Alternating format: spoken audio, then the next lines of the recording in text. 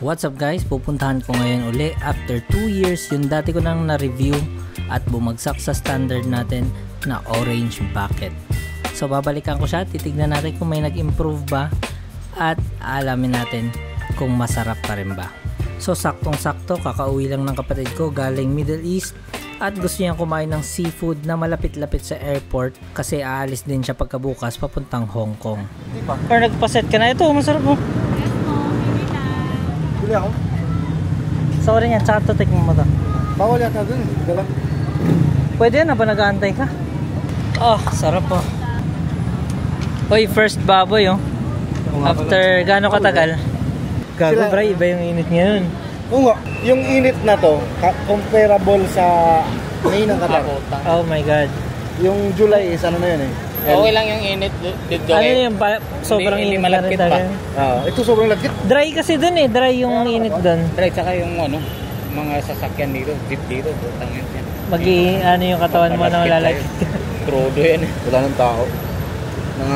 Kumakaway na sila sa mga tao. Oh my god. Dati ang dami. Oh, ang dami. Ang problema dati, umabot ako ng 2 hours nag-aantay kami ni Brian. Pero masarap dyan kuya. Sakto, gutom na gutom si kuya. Hindi, doon tayo. Mag-order mo mata. Wow.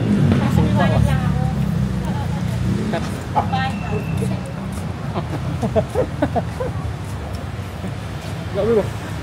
Ang sarap ng ano nila, no?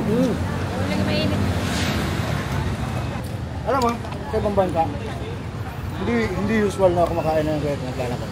Kumakain ako diba sa warma, naglalakad ako. Nakatingin sa akin lahat. Oo nga. Parang ano sa kanila yun eh. Parang hindi siya normal na ako. Pero sa iyo siya sobrang normal. Oh, yun nga yung ano ko, nabasa ko. Na Filipino daw tsaka yung Chinese. Southeast Asia. Maglakad. Pero sa Japan hindi. Japan hindi rin. Hindi rin. Hindi siya naglalakad. Thailand pwede. Yeah. Hong Kong, hindi ko nasubukan. Pero, may mga stall kasi sa Hong Kong na ganyan. Nagkakain ka lang din nakatayo.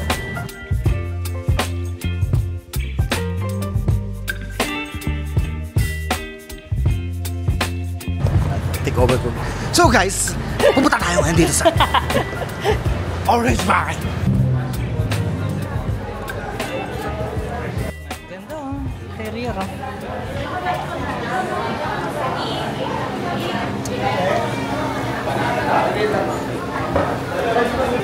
Wow. Yung interior ganda no?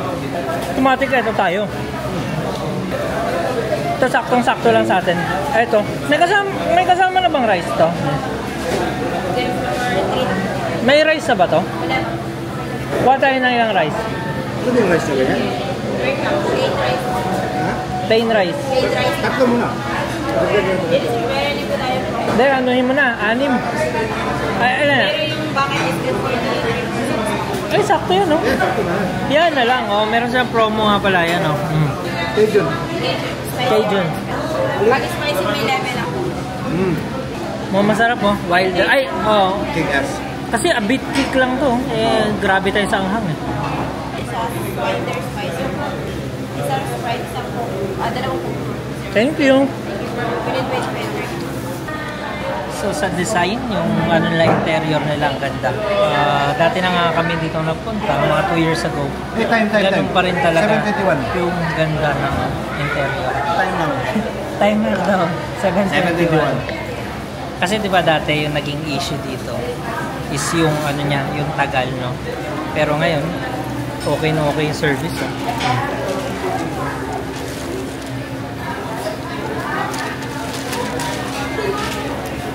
Pero napansin ko. Ang kumutita. Hindi, feeling ko ano eh, nasa oras din. Yung seasonal. Yung ano, yung araw eh. Ano ngayon, Tuesday.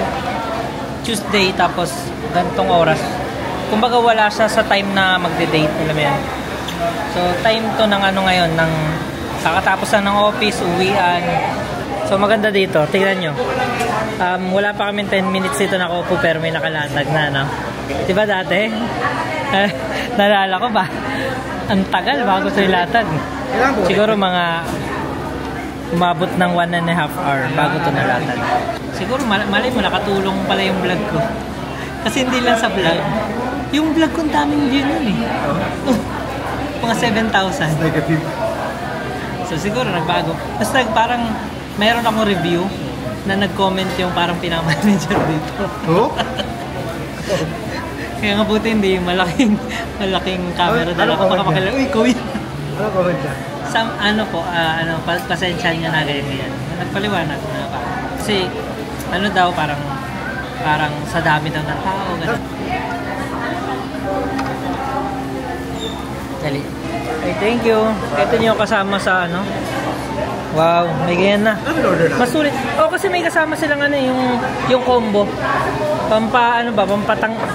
Pampatanggal ng init ng ulo. Matagal na ito, di ba? Kaya pag weekend sir, sobrang dami ka. Oh, sige lang. Thank you. So, ito yung orange na bucket. So, anyway, 7 minutes yung pagdala nila ng pagkain. Napakalayo. Dun sa dati nilang service noon. So, ngayon, ito na. Kainan na. Ay, Sige.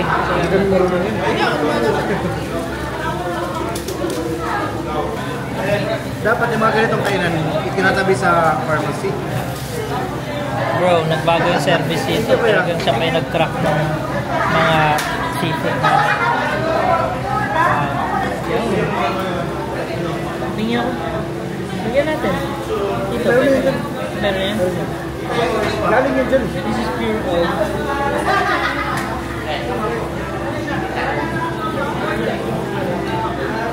Ano yan? Chicken oil. Sarap ah.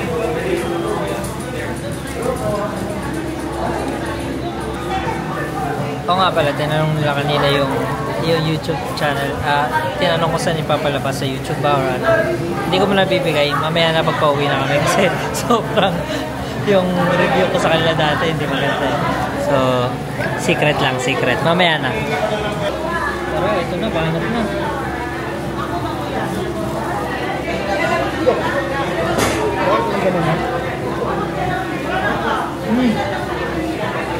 Oh, ito. Scallop, tama. Ganda na Michelle, oh. Right. Looks damn good. Bro, mas maganda ang camera ko nandiyan sa tabi. Mahulog. Bawal na yan. Nga pala, no?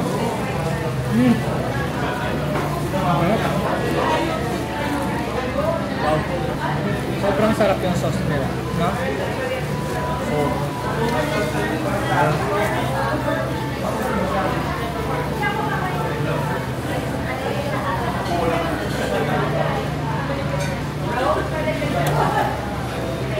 Ito lang pati ito meron nito dyan.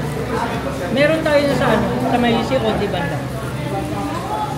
Orange bucket eh. Pangalan. Hop. Yung shrimp. Makakain mo yung ano, balat ng shrimp. Pero ito, yung Cajun mo lang, kulang pa yun. Ang sobrang mahal gumawa ng Cajun. Mahal ka rin. Wow. Nakatingin ka ng Cajun sa ano? Sa Qatar, Dubai. Grabe. Pati rice. Kulang na. Pagka pumunta tayo kata. Passport na. Voice of birth, doon ka to.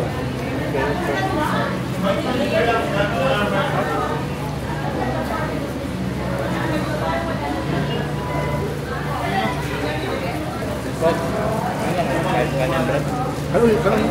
Kuya? Tatlong rice pa.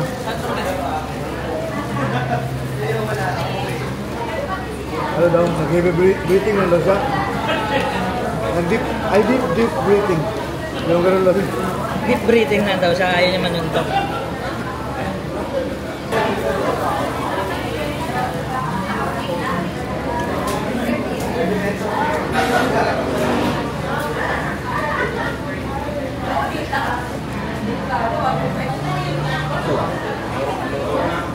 Shrimp yan eh, shrimp head. No? Parang ano? Dinurog ba? Dinurog. Ibigay mo yung shrimp head. Ulo ng shrimp. Ito na magluto. Ang hirap ko nila doon. Wala hindi mo. Dugbog ko nila itong mga ako. Kaya dito. Ito may sabi mo sa ulo. Baka yung lasa dito.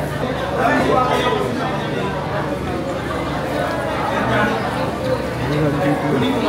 Mabipi nga nila. Tawin. Dito daw sa Brian. Taw-taw ang mga. Bawing-bawi yung ano. Review ko dati. Bilis. Ito pa pala, may promo pa yung ano.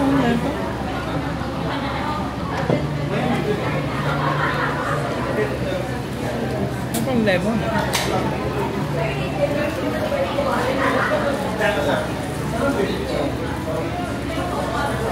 Grabe sikat no? Pero nakakain kayo dyan, di ba? Hindi naman ganun pa. Dapat ganun yung bago. Totoo yung sasabihin.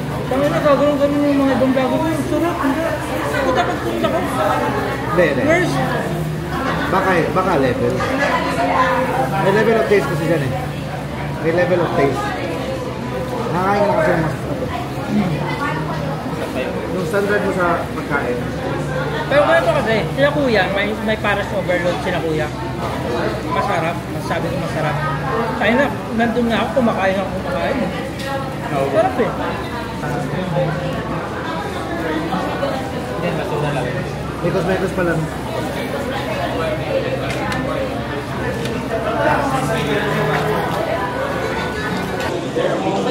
Mga pupuli lang sa tayo. Subscribe mo lang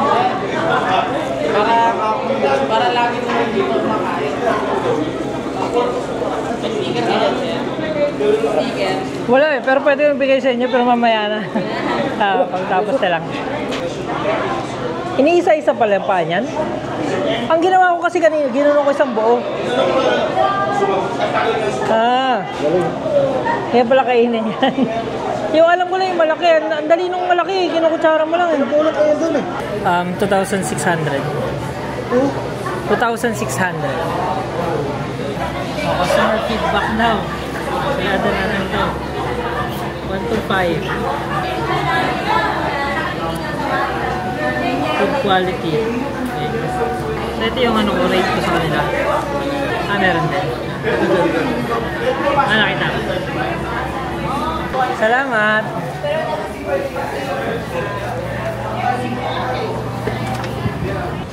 Wow, anong rate mo? Good? Good. This. Di na tulad ng dati. Ibang-iba sa dati, no? So guys, pag-usapan natin kung legit ba na masarap talaga dito sa ano. At ano ba yung value niya, no? So sa interior, okay na okay. Napakaganda ng area. Pwede nyo dalhin dito yung mga jowa nyo na ma-impress sila sa interior nila kasi maganda rin talaga, no? Tapos malinis siyang tignan. Tapos bright din, kaya ang ganda. Ma-feel mo talaga yung orange bucket na vibe. Then sa service naman nila, talagang bumawi talaga sila. 5-star talaga ngayon yung service nila. Hindi ko lang alam dahil ba konti lang yung mga tao ngayon or talagang umayos yung service nila, no? So dahil doon, yung service nila is pasadong pasado. So yung food quality naman and taste, talagang masarap din talaga sa Orange Bucket. Dito yung tipong kailangan na sa tabi ata siya ng ospital kasi parang atakihin ka sa puso, no? Pero talagang kahit na mahal siya, kahit na bad yung una-una kong review, talagang binalikan namin siya dahil sa taste nila, no? Napakasarap, tapos sulit na sulit yung pagpunta niya. And then sa price naman, para sa akin nasa 3 to 4 star lang siya kasi medyo mahal din talaga siya. Para dun sa variety ng seafood na nakukuha mo, medyo pricey siya, no? Mabibilang nyo naman eh, shrimp, crab na maliit, tapos mabibilang nyo, pero ang nagdadala talaga sa kanila syempre yung sauce nga. Pero yung price, kung papansinin nyo, mga foreigner yung nandun. Yung mga kabilang table namin, yung isang table merong foreigner, yung isang table may foreigner, yung pumasok may foreigner. So madalas kaya lang talaga siya ng foreigner, lalong lalo na yung bucket nila, yung literal na orange bucket. Pero hindi ko sila masisisi kasi nasa Newport sila. Kumbaga medyo may kaya talaga yung area na to at malapit siya sa airport. So may karapatan din talaga sila magtaas ng price dito, lalong-lalo na hindi natin malaman kung magkano ba yung rent nila dito. So acceptable siya.